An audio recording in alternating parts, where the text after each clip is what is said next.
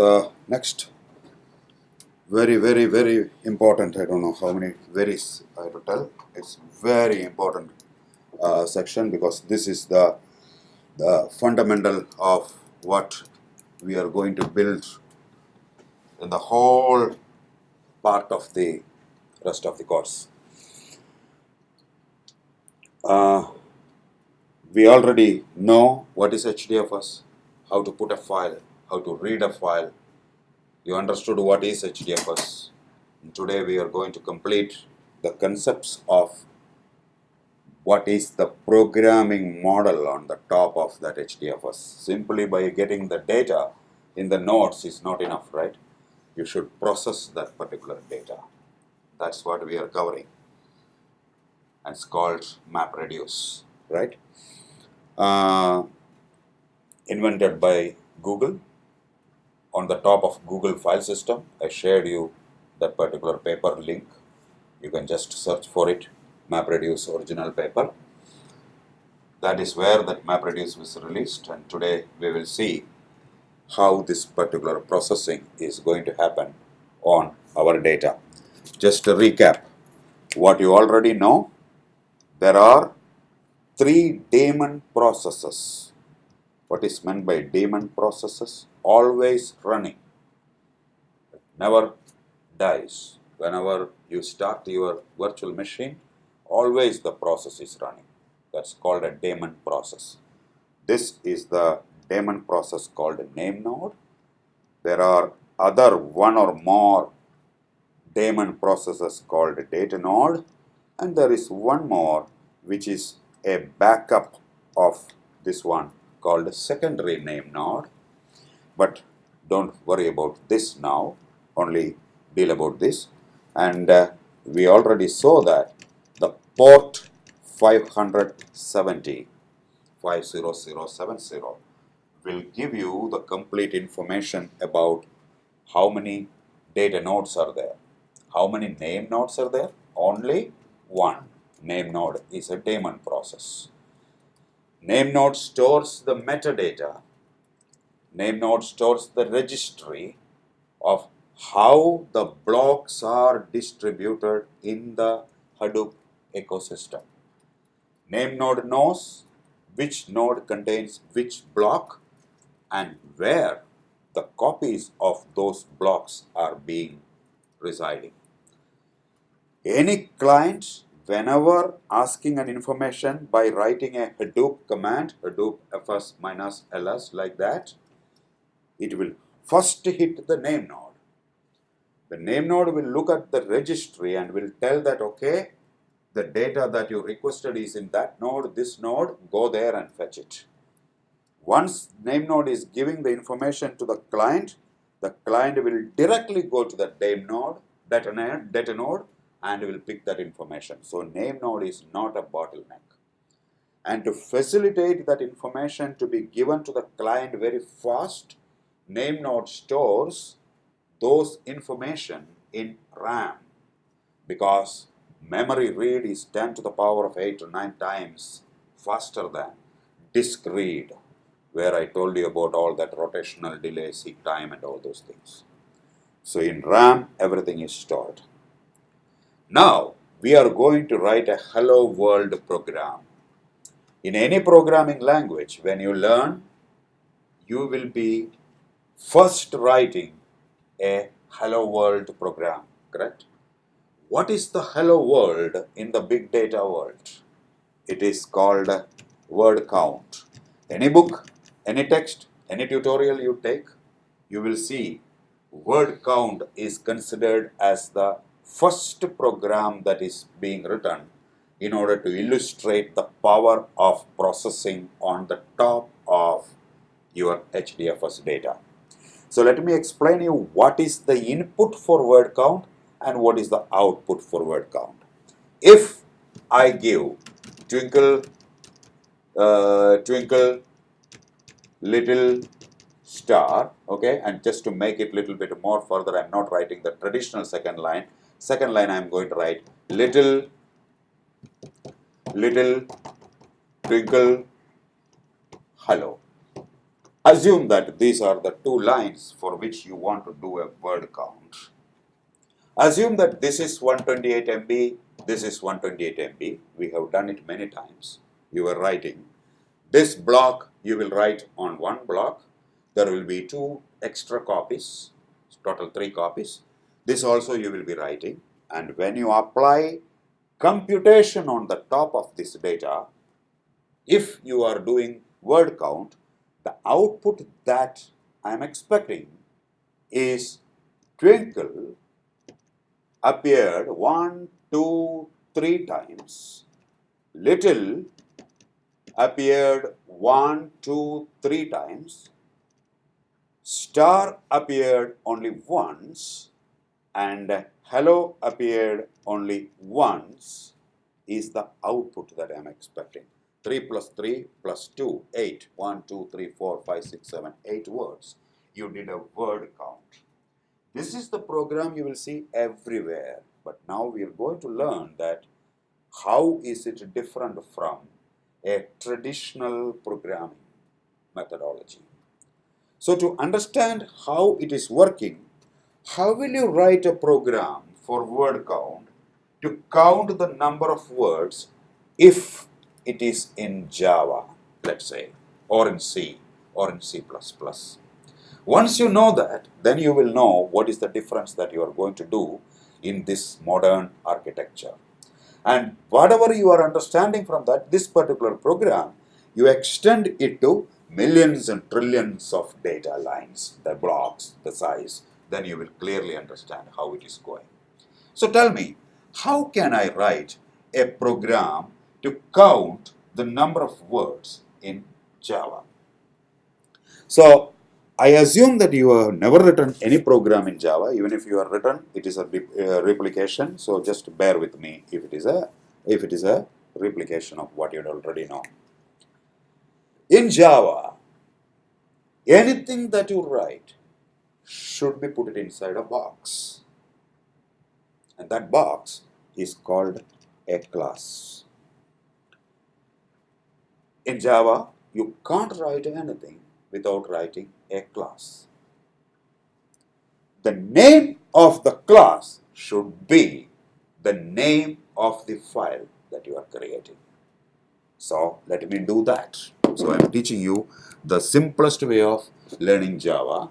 If you are interested, just buy any book or a simple documents and extend your knowledge. Once you know this, the whole world is in your hands. You can do whatever you want, you can learn whatever open source you want, and you can grow to any level that you think of. You put the limit, that's all.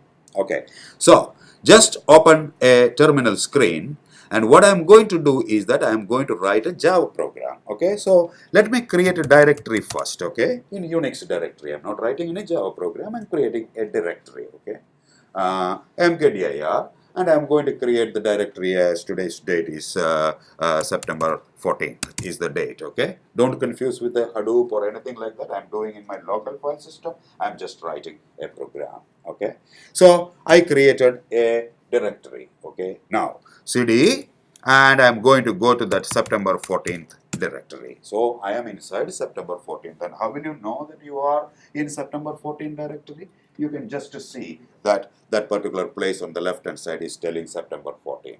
How will you go back to your home directory? Wherever you are, how can you come to your home directory? Just if you type cd, you will be back to your home directory. Okay, so don't go to the home directory now. Let us go to the September 14th directory, and I am in the September 14th directory. Okay, now inside this directory, I am going to write a program. But how can I write a Java program if Java is not installed? Java is a software. So how will I know whenever you go to a particular place whether Java is installed and what Java is available? Again, the very famous command that we did for Hadoop, Java minus version. When you type the Java minus version, if you are getting an output, that means there is Java running. And don't worry about the version. In Cloudera, you will see that the version is 1.7, whereas here you will see I have the latest version, which is 1.8. It is not the latest version. Java is now currently working on version 12. Java 8 is the most important and beautiful releases of Java. so far has been seen. They have created the functional aspect to object-oriented aspect in Java. Don't worry about all those things. Okay, so 1.8 is my version. I have happily Java available. Okay, now is that enough to write a particular program? No, this is where you should understand the concept. Java is used for executing a program. Executing a program is different from writing a program. What is the difference? Writing a program means you are writing entirely how the things will work. Executing a program means just execute that particular thing. When you click on Microsoft Excel, it is executing the program. Who wrote the program? Microsoft has written the program, right? So, if you want to write the program, there is another command. What is that command that you need? It is not Java, it is Javac, Java C. What is the Java C? Java C will take whatever you have written and create the executable like Excel, and then you use Java.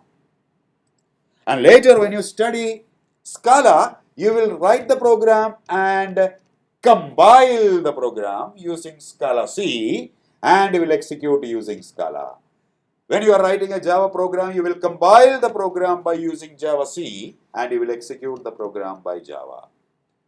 Whenever you are writing a C++ program or a C program, you will use a Turbo C or GCC compiler to create the executable, and then you will use that exe file which you created in your Windows, etc. for executing that particular program. So, how can you check whether Javac is available? Just type Javac and see whether it is available or not. So, some commands are coming. That means, oh, it is working and it is available. All right. So, Javac also is available, and in Cloudera also you will have the Javac that will be available. All right. So, Java is available, Javac is available. Now I can write that particular program. As I told you, the name of the class should be the name of the program. So I am going to call this particular program as wordCount.java. Any Java program should end with an extension .java. So I am going to write vi wordCount.java. And please look at the way in which I wrote word count. This is where I told you that the most important thing that you need in studying big data or anything in the world is common sense. You wrote W and C capital. Make sure that when you write your class, you are writing W and C capital. If you make a mistake, if you write word count with W capital C lowercase, or W lowercase with C capital, or W and C lowercase, you will get class not found. And that class not found should give you a signal telling that you made a mistake in the class name. In the whole future, you are going to see all these errors. That's why I am telling you. So, word count is W and C capital, and I created the file name in Java. Always remember, the name of the class should be the name of the file. So you got the word count.java, and I got a blank screen, and I am going to use my VI editor, I button, insert, and then I am going to write my particular code. What did I tell you? Anything in Java is inside a box. So let us create that box. How will you create the box in a program? In the practical world, you will create a cardboard and you will put a complete boundaries. Here, you are going to write a public class, and I told you the name of the class should be exactly same as the name of the file that you have written, and then you are enclosing it. This is the cardboard box that you are going to create.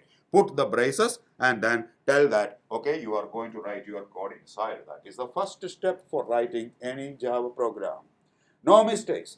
And when I put a left flower brace or left curly brace, I have finished it right curly brace. If I have one more curly brace, I should finish that one more curly brace. Any opening brace should have a corresponding closing brace. It is like a cardboard box with, if you are putting a boundary below, you should have a boundary on the top. If you put a boundary left, you should have a boundary on the top. Otherwise, it will never get closed. So you get an error telling that expected something. That means you forgot any particular symbol which is not having a corresponding match. You enclosed it, and now we are going to write it. Okay, let's look at a remote control. Okay, let us look at this. This is a class. It is all enclosed, and I don't know what is there inside, but I know that this particular button, if I press, the laser will be on. So what is this? This is a function. A class contains functions. So I am going to write a function, and always you will have a function which is a must in Java that should be by hearted. It is written as public static void main string argus. This is the line that you should by heart, and the function should have a curly brace and it should finish off with a curly brace. See how simple it is? You have written a class, and inside the class you have written a function. And if you are powerful enough, you understand all the concepts, you will be writing a class with the 10 functions. You will be writing 10 different classes. One class will communicate with another class. That class will communicate with another class. Finally, you will execute everything inside your main program. That is what is object-oriented programming means. In object-oriented programming, you will not see anything other than classes. Classes will talk with each other, just like if you consider teacher as a class, student as another class, classroom is another class, computers as another class, you can say the whole teaching process is a teacher class communicates with a student class, which is in turn communicating with a computer class in a classroom class, and that is what is teaching. That is how you will write an object-oriented program. The very fundamental idea of object-oriented programming is creating real-life analogy. And if you want to go to very, very details, it should satisfy the properties called solid. Solid stands for single responsibility principle, open-close principle, Liskov substitution principle, interface segregation principles, and dependency injection principles. If all these 5 properties are coming together, that's the perfect object-oriented program that you will learn once you get very, very, very familiar with all the type of classes. But that is a fundamental. And now I am going to write a particular line. And what is that particular line? Now you know, in the computer there is a problem. If I say that, okay, there is a student, by default I know a student has got properties. What are the properties a student have? A student has an experience. A student might be working at a particular company. He might be an employee, right? All these are the properties of that. Whenever you are creating a class, you will be writing all that properties inside this particular class. Okay, so I am going to write what is the property I want. I have got a variable which is of type string. What is string? String is a class in Java to represent any lines like this.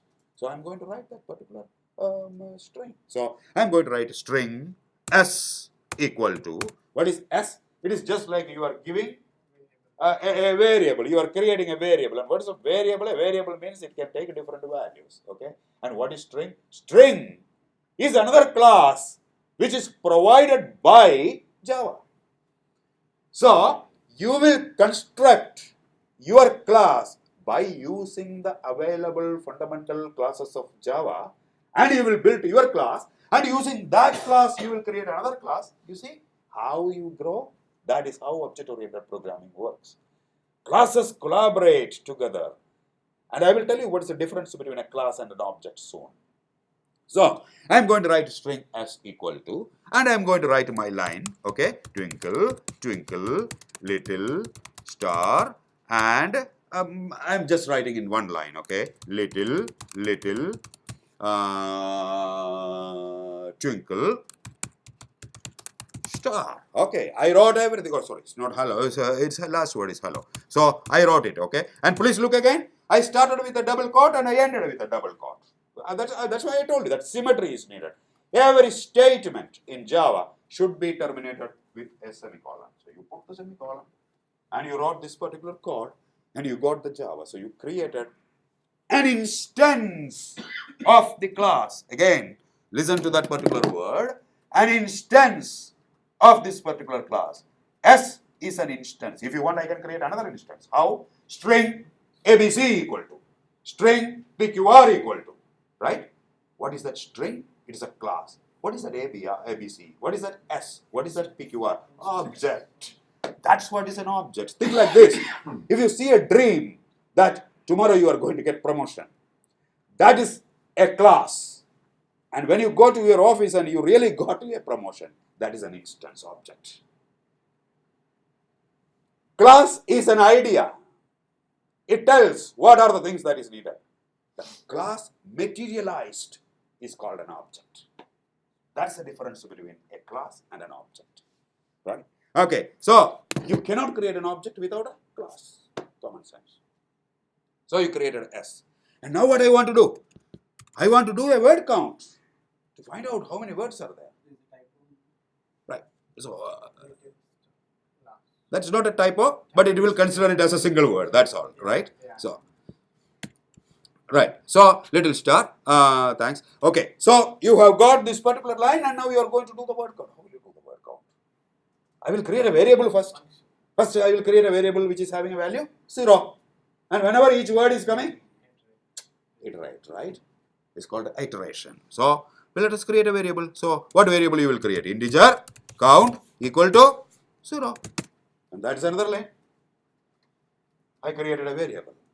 And now, can you tell me what I want to do? Okay, apply common sense. How are you going to find out the number of words? Tell me, you apply common sense, what you are going to do? You will go through that in your brain and you will take each word. And how in your brain you are going to take each word? You know that when the space is coming, it is a single space. So, let us do that. How will you do that? Java is providing you a class to get that words. Another word Java uses is token. And if you want the tokens, you will use a string tokenizer class. That string tokenizer class is defined in a different package. What does that mean? Combined classes. What is a package? Oh, that is difficult, right? Okay. I want to build a microwave oven myself. I got all the material, but there is an instruction telling that, okay, screws, you buy the 2-inch screws from Home Depot. So that 2-inch screws are in a different package, right? This microwave oven is in a different package, right? So when I want to take that particular screw from that, I have to import that package. And in Java, there is a very powerful package that is being provided. And always when you import, you should import before you start your work. Makes sense. How can I do the import? In between, I am doing my microwave and I want to go in my car to go to Home Depot while I am making it. No. Previous day itself, I will go there and I will make it. So, let's write that. Import java.util.star. What does that mean? Get all the screws of all the types from that util package. And whenever you see import java dot, what does that mean? It is provided by Java. But if suppose you are writing import bcbsfl dot, or import city dot, or import boa dot, what does that mean? Some developer has created some package and kept it, and I want to import it. That's a nice approach, right? For example, let's assume that for processing a credit card, to check whether the credit card is a Visa or MasterCard, I have written a class. And I kept it in a package called bankofamerica.util. It is useful for everybody in the organization. So what that fellow will do? Import boa.util. That is the power of object-oriented programming. So you created that and import java.util. So I got all the util classes, okay? Now you will ask, when I have this import java.util, how will I know what are the things available? Just open the browser, Google, right? And then write java.util package. Enter. Always look at Microsoft Java Platform 8 Oracle Help Center. Click. Enter. Oh, comparator, enumeration, even lesser, formatable. How many classes? Now, depending upon your experience, depending upon your problem, you will go there, you will look at a sample program. In that sample program, somebody has written, oh, there is a sorted set class. Oh, what is the sorted set? Okay, in mathematics, what is a sorted set? A, B, C, D, sorted. Okay, in programming, if I want to create that particular set, I should use that class. That is how we learn. All right. So, you came back and now you came back to this particular line, and I am going to use a string tokenizer. And please look the class name, very, very important. If suppose you write S lowercase T capital, it will not work as I told you. ST equal to, what is ST? Object. Whenever you write a class, you have to write an object. Equal to new. What is new? I am creating a new object, right? And then I am going to write string tokenizer. Always, whenever you are creating an object, I am going to pass that particular S as a parameter. What does that mean? S is going as a parameter to the string tokenizer class, which is going to give me all tokens in that string. And what is that string? Twinkle, twinkle, little star. Already you created it. So functions are being passed. And then what I am going to write? While. Hey, in English, while. While means while. While it is raining, take an umbrella. While st dot has more tokens. See how it is just like English, right? Anybody can understand. What is meant by st dot has more tokens? Okay, there are so many words or not. And what I am going to do?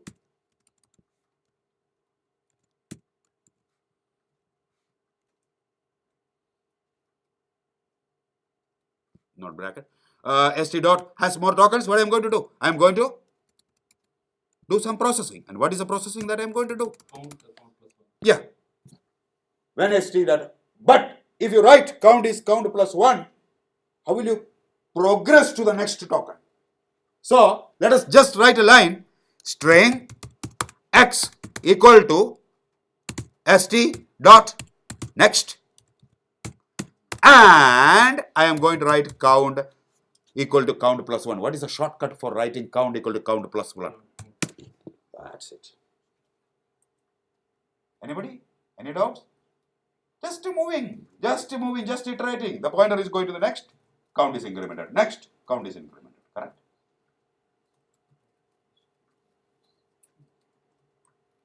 This next is also a method. A method in the string tokenizer. That's what I told you. Go to that particular class, then you will know everything. Right. And finally, what I need to do? System.out.println. Again, system is a class. Out is a class inside system. And inside that particular class, there is println. You can have 10 classes. A.B.C.D.E. Finally, you will end up with a function name. And inside the print line, I am going to write the total words is equal to, and I am going to write, what is the value? Count. Correct?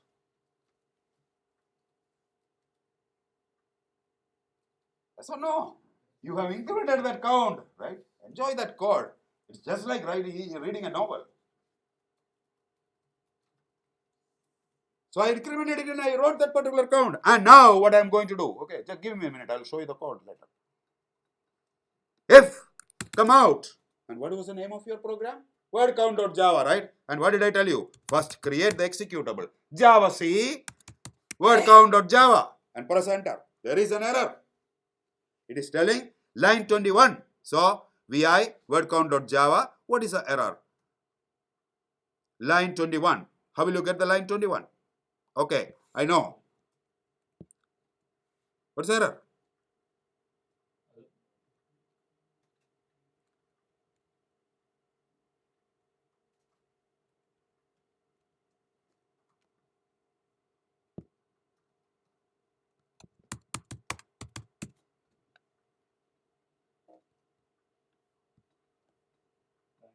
Right. What is the error? One bracket is extra. Very clear, right? Because of that Skype screen, I couldn't see that. So, what we will do? We will just end it. A good practice is in the beginning, whenever you are writing this particular code, just write a command. This is end of class. This is, what is that, slash? It is not part of the program, it's a command. Yeah. So, write end of main, right? And this is nothing but end of while. Then it's very, very clear. And now you come back and write Java C word count.java and press enter. Cannot find the symbol. Can you tell me what is the problem now? The variable's not defined. What is that? There's not a defined variable. Method. Look at it. Please read that. I want you to understand that. I'm intentionally making some mistakes as well as I am also making mistakes. Method. So there is no next method. Oh, the method. So how will I know what is the actual method? This is the process of learning. So go to Java string tokenizer and then press enter. string tokenizer. Don't worry about Java 7 or 8.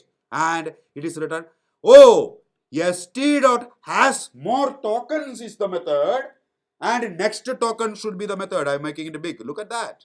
Oh, this is the method. It is clearly written there.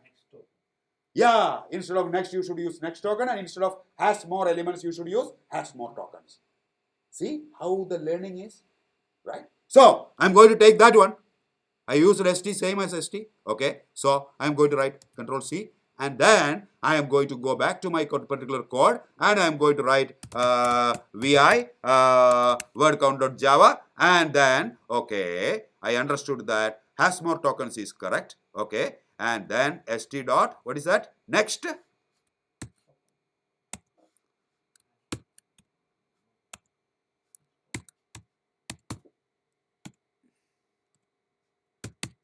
Next token, right? That is the method that you should use, correct?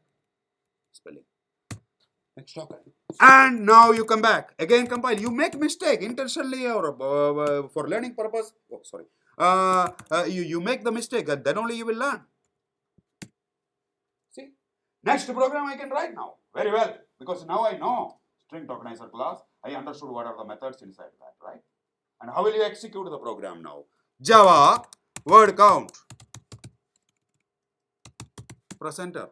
Oh, total words equal to 8. You did your word count program.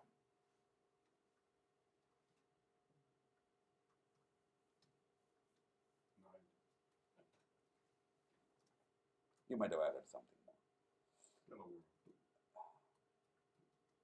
All right. That's the word count. Now, what is the difference in big data? Why I cannot write this program? And when such a simple program was few lines are available, why can't I apply it? What is the problem? Data. It is not going to be twinkle, twinkle, little star and this little star, twinkle, hello as your input. You are going to count the number of words, let us say, in tweets. Assume that Bank of America has got a feedback screen in their home screen, and any person who is logging in is supposed to give some feedback, and you want to count the total number of words, positive words and negative words. That is called a sentiment analysis. 1 million, 1 trillion lines. Processing, calculating one machine is not sufficient. As I told you about horse race example. The reason why I gave you the horse race example is to illustrate all these concepts. That's why we need big data processing. So, you learned a bit of Java, and now you continue with what we are going to do if suppose we want to write a program. All right, it's very simple. Just park the word count. I'm going to give you some papers and some fruits.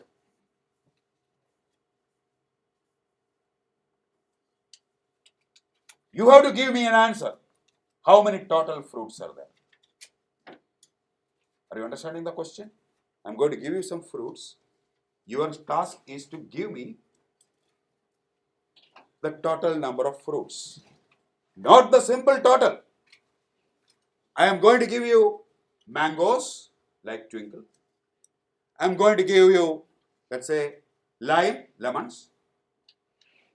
I'm going to give you, let's say, pineapples. And what you are going to do or giving me is that how many pineapples are there? How many mangoes are there?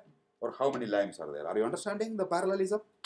Okay, so let me give you some fruits, okay? So, what I'm going to do is, I'm just mixing up the fruits that I have. Okay, it's banana. And I'm going to shuffle it, okay? I will shuffle it. And then, I'm going to give to you. Now comes what you learned. This is the data. And I'm going to give the data, and you are all HDFS. So what will happen? 128 MB blocks. So I'm going to give some data to him. 128 MB he got. This guy got 128 MB. He got 128 MB. You got 128 MB. And let's assume that you got, and let's assume that, yeah, this also. You got some fruits. Oh, nice. And now your task is to find total number of fruits. Fantastic question, right? Total number of fruits. Okay, tell me total number of fruits. I have two lemons and one. Ah, What is my question? right. Total number of fruits, and tell me how many total bananas. Anybody? HDFS. Living in different nodes. Correct? He's a supervisor. Okay. So tell me an idea. Tell me, think. What is the best possible way to get? Collect from everyone and count. Collect from everyone and count. Very good question. Very good answer. Okay. Collect everything from everyone and count, right? Yeah. Then what is the difference between what you did in the Java program? That is what you did. You collected the entire data and you did it. That is the traditional programming. Then you don't need MapReduce. You don't need big data. Because in the traditional programming, all the data collected means network, and the data is getting collected into one machine, and that one machine is not capable of doing it. That is the problem we are addressing. Okay, let me give you an idea. Without talking to anybody, take that red paper that you have, and each of you, whatever you have, please write, and there is a way to write. Listen. If you have mango, one card, you should write mango 1. If you have a pineapple, you should write pineapple 1. And banana, whoever has got banana cards, you should write like this. And please remember, when you are doing that, are you talking with the next person? No. And did you sending data to anybody? No. Because you already have the data. Remember, at HDFS, the blocks, I already gave you the blocks. Name node already distributed the blocks. You are working independently, no network, and each of you are doing individual task. And since the data is limited in each machine, you can do it fast. Are you understanding all these concepts? And now you do. Write in this form. Okay, you should be writing banana 1, lemon 1, lemon 1. If two are the banana, one or 1, 2, you're like it. No, banana 1, Everything is 1. everything is 1. Everything is Do we 1. put our You are names telling, on it? huh? Do we put our names on it? Sorry? Yeah. Do we put our name on the card? No. No need. Just keep it with you. I didn't tell you to give it to anybody. Banana 1, banana 1. Correct. Banana 1, banana 1. Yeah. Mango 1, mango 1. Correct. That is the way to write it. All clear? Tell me, what did you do? You did a word count, but individually. And please listen, the most important thing. Did you send all the data to somebody and that somebody did the computation, or the computation moved to you? That's the concept. That is the most important part. The difference is, rather than data moving, now computation is moving to the nodes where the data is living. So everybody is doing the data locality and computation locality. Same data, no network at all. What a beautiful concept. Completely eliminated the whole problem. Are you getting the idea? So individually you created it and you executed it. Right? You got all the answers. That process of computation happening and individually executing at each node is called a map. You completed a map. Now comes the most intelligent part of the Hadoop framework. Assume that there is a pipe, and this pipe is common. like the sushi belts. It's a common.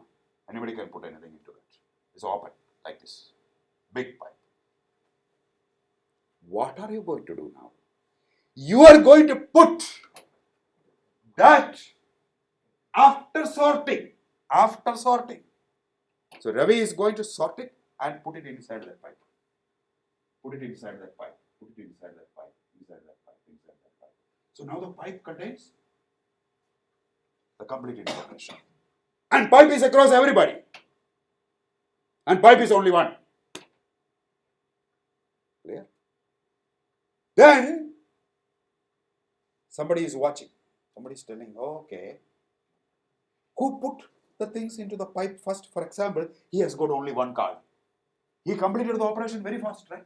Rather than you. You have got 5 cards. You are writing one. You already completed mango 1 or lime 1, right? He's free. I am going to tell him that pipe contains sorted values of mango, right? Take the same key. This is called a key. So what he is going to do is, he is going to take all the occurrences of, let's say, banana, and he is going to get banana 1. Can you tell me how he is getting that banana 1? In the pipe, Devraj's answer is there, Bhaskar's answer is there, Vara's answer is there, Shrinu's answer is there, Seiko's answer is there. Seiko has got 1 banana, let us say. You wrote what? Banana 1, right? So that one across this particular key is getting. And what is he going to do? Oh, banana 1. 1, 2, 3, 4, 5. He's going to write a banana 5. Oh, immediately I am thinking that, okay, Bhaskar completed the work. Bhaskar is going to take lemon. He got lemon 1. You wrote lemon 3. Any networks happening? Are you talking with him? No.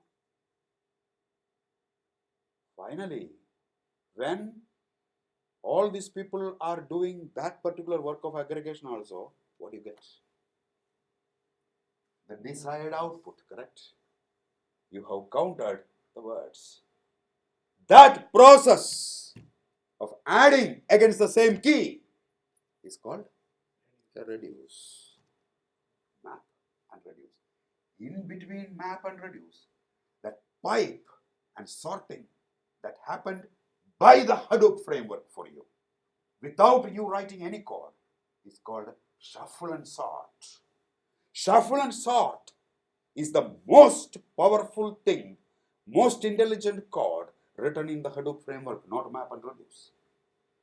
That handles everything for you, arranging the keys in such a way that everything is there. And you understand one more thing? MapReduce works on key and value. What is the input? Mango 1, banana 1, key value. Finally, key list of values. And what did the reducer do? Banana and total into 5. And how comes the concept? Who is watching? Which node has completed the map, everything, etc. That node is called job tracker. And when you are executing the program, like writing banana 1, right? That is called a task tracker. These are the other 2 daemons in the Hadoop framework. Name node, data node, secondary name node, job tracker, task tracker. What is job tracker's responsibility? To make sure that map and reduce are done effectively. Now comes the beautiful concept. While he is performing the map or reduce, assume that this node died because of lack of resources. Name node will tell, hey, don't stop. Why? I know where the copy is. Go to that copy and job tracker will execute the same task in the copy. Never ever a mistake happened. Remember the traditional problems? I don't know which node failed. I don't know how the correct answer is coming in. Heterogeneity, not able to coordinate the tasks. All solved. A very less network speed. What is that very less network speed? He is putting into the shuffle and sort, and from the shuffle and sort you are taking it. That is a small amount of data. Rather than sending millions and trillions of rows and the gigabytes of data to the compute node and executing it, you have eliminated all the problems. The power of distributed programming, where individual nodes will execute the task, give to shuffle and sort, and then the reducer is going to execute that particular task. So, there are two phases. One is called map and another is called reduce. Every node processes the data stored on that node, very important. If he is working on the data from them, then again, you have not solved fully the issues. Sometimes it will happen. Can you tell me which time it will happen? If he's not able to work from home. Correct. And the name node told that the data is in the other node is already executing some job, then this job may pull the data. But remember the first class, rack awareness, closest to nodes as possible. So the network is limited. All solved, man. Right?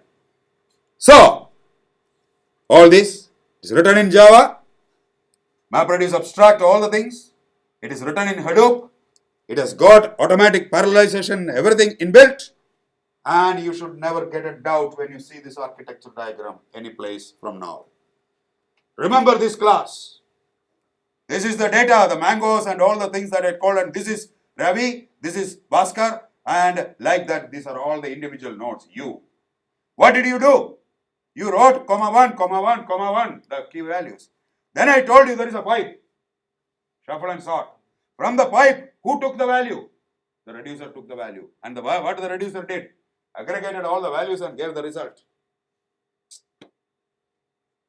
So different node will do the reduce. Different node or same node, it is decided by job tracker. I told you, Ravi did the work of map as well as reduce. Of course, some nodes will not do reduce. Because only 3 words are there, three mango and lemon and banana are there. What is the need of 5 nodes?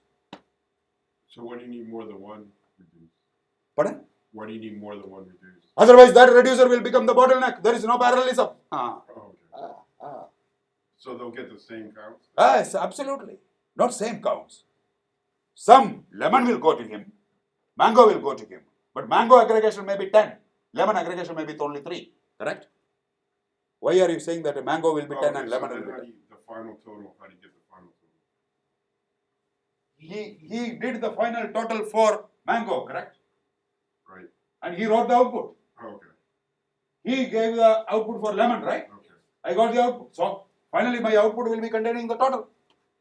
Is the final go in the pipe? But he's saying how the communication goes to the job tracker. There's got to be a main, the supervisor, right, will keep, or the job tracker? Yeah, the job tracker. The job tracker is doing everything. And if you want to know internally, how internally they are doing, both are using a software called Zookeeper, which is also an Apache software for coordinating the tasks. By Zookeeper and job tracker and the task How tracker. would I know when it's all done? It's not. Signals, that's a real programming, right? Whenever it is done, it will send a signal that I am done.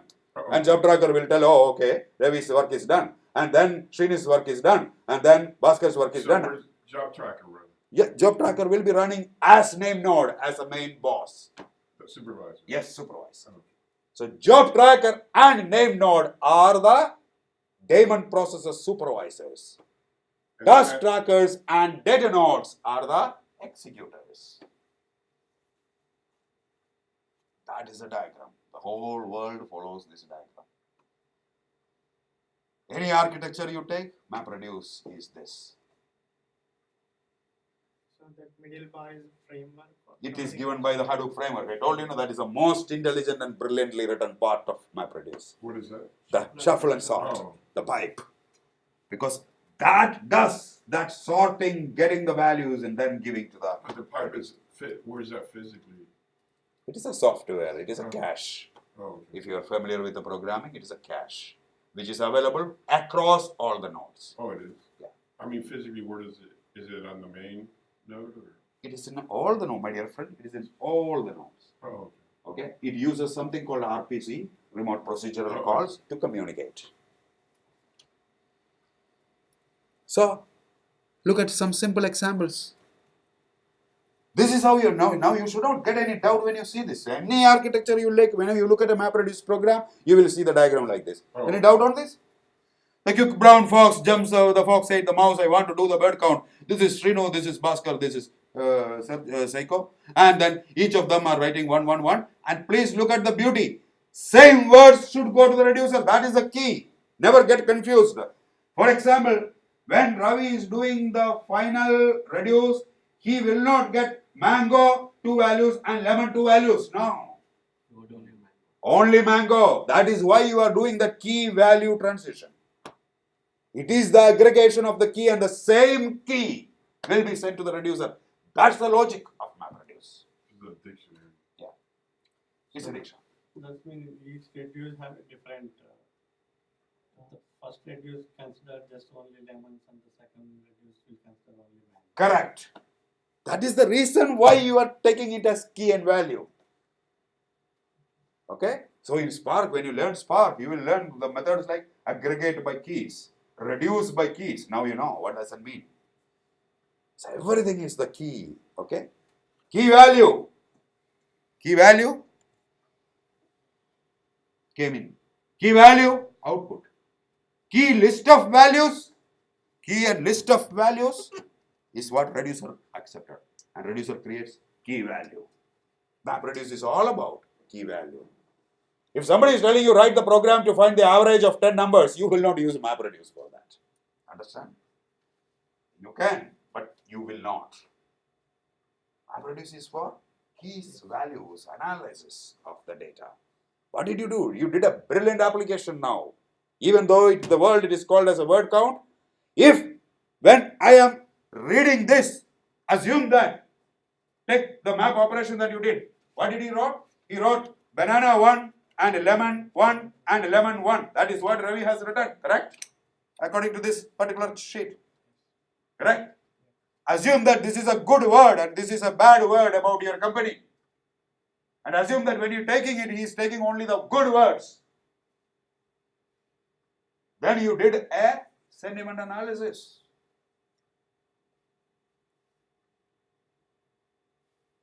Now think a little bit broader. Hey, assume that these are 3 websites. Banana.com, banana. Lemon.com, lemon. Lemon.com, lemon. He is writing banana, instead of 1, he is writing banana is coming from banana.com. Lemon is coming from lemon.com. Please think. And in the reducer, you are telling one word, banana. Let us say it is coming from banana.com. Maybe some other site also is there, abc.com. Maybe some other site is also there, pqr.com. So the word banana coming from 3 sites. What is that? Inverted index. Google. You search. What is the output you are getting? In how many websites that word is coming? Beautiful MapReduce. Entire world is running on that, right?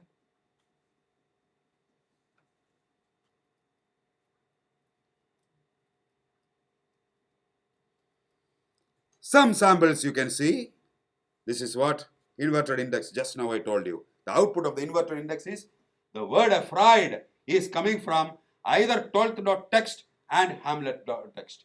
B is these 2 files. Greatness is coming from only this file. If you consider these words and if you consider instead of this file, it is a website, you got the Google search.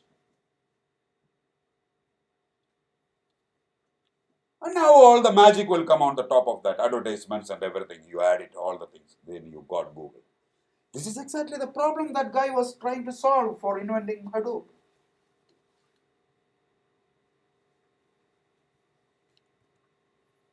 Job tracker is a master node, and there is a task tracker. And one more point now. If this node is failing, I told you, job tracker will get a signal. Job tracker will ask the name node, where is the copy? And the job tracker will go to that next copy and will execute it. It is called speculative execution. Speculative execution, a compulsory 110% interview question. What's a speculative execution? You know, think this today's class, that's it. So the job tracker does the I/O, right? No, yeah, job tracker will never do the I/O. Why job tracker will do the I/O? Job tracker is just monitoring the execution of map and reduce. Like the input of the pineapples, lemons, where does that go to? Sorry? The initial data, Huh. where does it come from? You tell me from where it is coming. I told you this much. No, that was that, HDFS blocks. Name node. You already put the data and the name node has got the complete information of what is there. right, Registry, correct? the registry. No, the The name node Name contains node will distribute FS the image, registry. Remember the paper that I fixed here, which is containing all the data about Sergio. I wrote your name itself where you forgot. Seiko is containing the copy B1. This is what name node has created, right? Nobody knows distributes the data. Who? What? The data of the cards. Huh? HDFS command, Hadoop fs minus put. Remember? Mm-hmm. last class. Remember the last class that when you execute that command, it will be getting distributed? Oh, okay. Sorry, I didn't get what your question is. I'm just, okay, so. it You goes- have a file twinkle.txt or input.txt we created, correct? Right. Which contains the first thing, what did you do?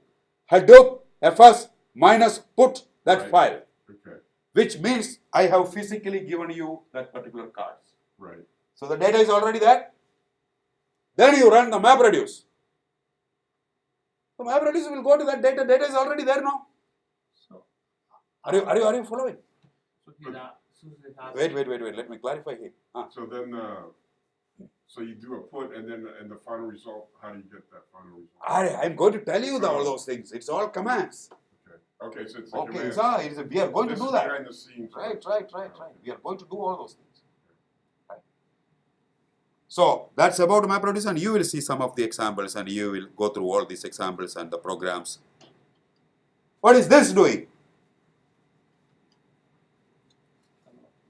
Whenever you see this, think that, okay, Ravi or Bhaskar or Seiko, taking key and value, and you are emitting, that means you are writing uppercase of K and uppercase of value. What will happen? Every input that is given will be converted into uppercase. So that it won't be cases. Correct. So there are some applications I have written here. You can just go through, but that's the basic concept. And then comes the reducer. I told you all these points. And this is the word count reducer where you were calculating the sum. For example, banana 1, 1, 1, 1, 1. What Ravi is doing? Ravi will create a variable like count equal to 0 or sum equal to 0, and then we'll take all these values and we'll add it, right?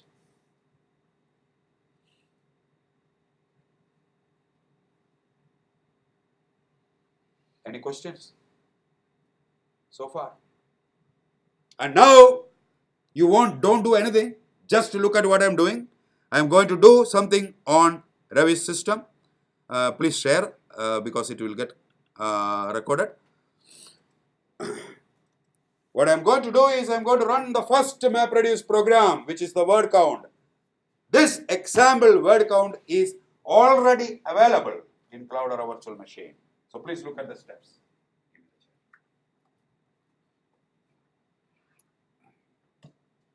All that you need to do is go to the screen. You have HDMI, right? It is recorded. If this window is going, please let me know. So, what I'm going to do is, please look, and Seiko, all your questions are going to be answered now. Okay, clear the screen.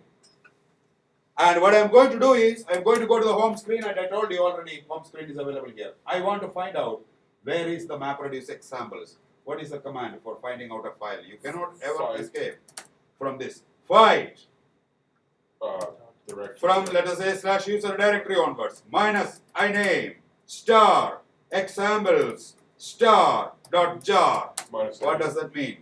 That means that any file which is ending with examples.jar, please give me that and press enter.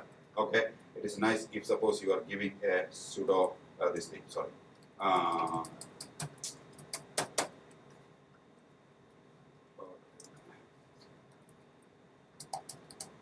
What I'm going to do is control A. Sudo is super user. Okay, you won't get the permission denied error. All right, you got this particular output, and please look at this. The moment you are getting this, watch the examples with the latest version. Okay. User lib Hadoop MapReduce example. This is what I want. Look, I am not selecting this one. This one I am not selecting. The reason why I am not selecting this one is because there is no version. It may be old. But here, you already know that your Hadoop version is 2.6.0. This seems to be the latest. So, what I am going to do is, first I am going to create an input file. This is what was his question. And I am going to distribute that into the Hadoop first, system before I start my program. So, VI, I am going to create September 14.text. And I am going to write twinkle, twinkle, little star, and little star, and as we have written, hello. And come out. This is in the local file system. I have not put it into Hadoop file system. So how will I put it into Hadoop file system? Remember the last class. Hadoop fs minus mkdir. I created a directory September 14. Don't get confused between September 14.txt, which is in the local, and the directory in Hadoop. Safe mode. Okay. Hadoop dfs admin minus safe mode leave. We seen this particular command in the last class. And then clear the screen, and then again Hadoop fs minus put mkdir September 14. You created a Hadoop directory. After creating the directory, you are going to put Hadoop fs minus put September 14.text into the September 14 directory. Now my September 14 directory in HDFS contains the data. That answers your question. Distributed the data already. Now I know that my examples are in this particular directory where user/lib. So I am going to run that run that particular program, which is our first MapReduce program. I am going to copy that. Okay, and Control C and Control V will not work. So right click and then copy. And then I am going to come here and I am going to write Hadoop jar new command, and I am going to paste that.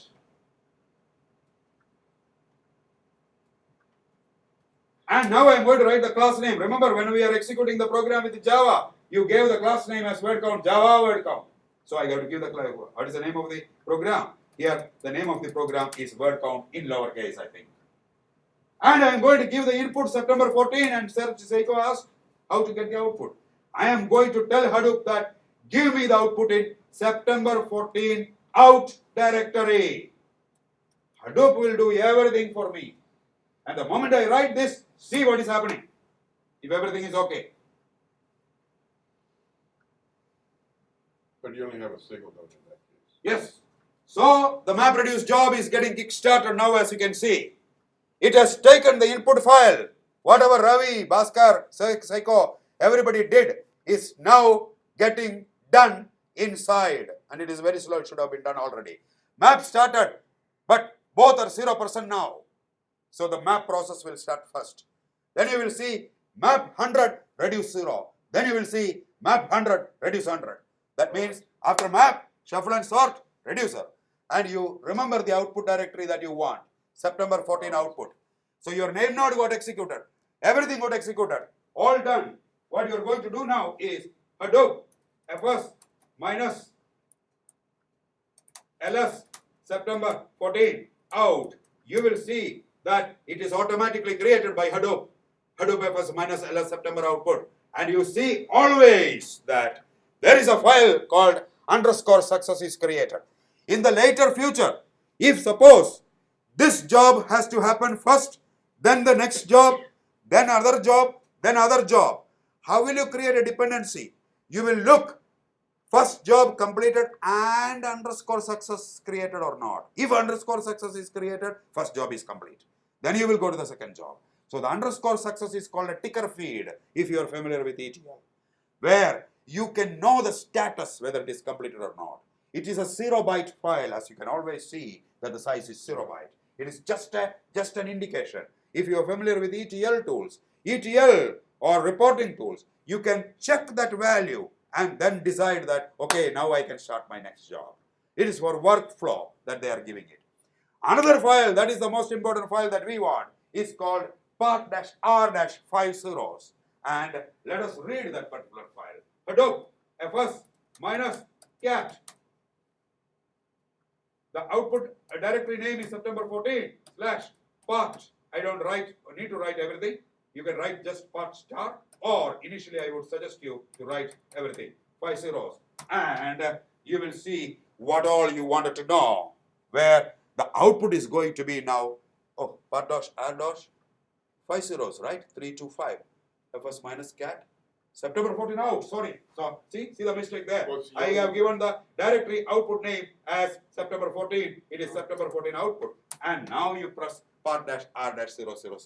You will see now that your output is hello 1 little 3 star 2 tingle 2. So all your question is now clear, right? Where the output is getting generated, and this was written by individual reducers. Everything is there. And finally, to know the status of name node and data node, we have used port 50070 to know the status of your MapReduce. Open the browser, and after opening the browser, you should be going to localhost :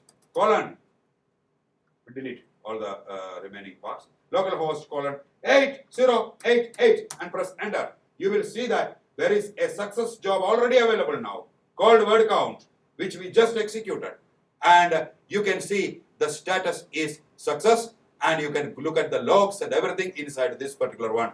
This is what admin will check whether the job has been successfully completed or not. Tomorrow you will be doing completely all these things. Hope you understood it. Listen this 1-2 times so that you are getting the clear picture. Nothing is said and nothing is recorded. Okay, I cannot help.